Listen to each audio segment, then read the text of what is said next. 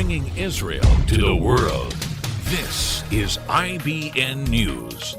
With news of Israel, I'm Susan Michaels. Leading European and Arab world diplomats from the UN, the European Union, Egypt, Jordan, Germany, and France announced potential small steps this week toward reviving Mideast peace efforts following the upcoming Israeli and Palestinian elections.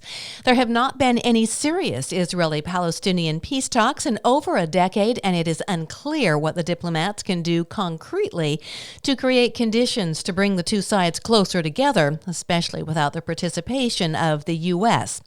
Any future moves will depend on the outcome of the Israeli election on March 23rd, as well as the Palestinian elections later this year.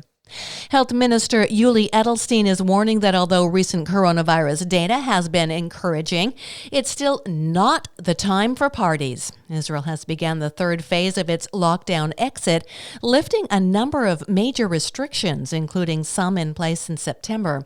With daily infection rate reaching its lowest in 3 months at 2.9%, Edelstein attributed this decline to the country's fast-paced vaccination campaign.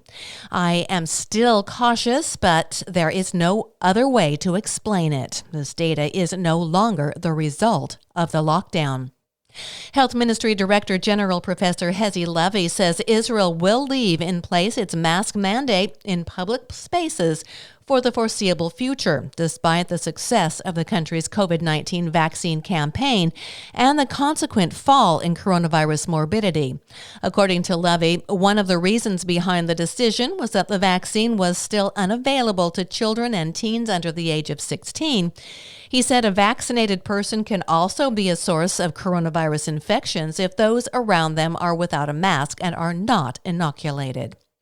And as a third wave of the pandemic moves through Central Europe, Prime Minister Benjamin Netanyahu met in Jerusalem this week with his Hungarian and Czech counterparts to discuss the promotion of collaborations in the fields of research, development, and production of vaccines.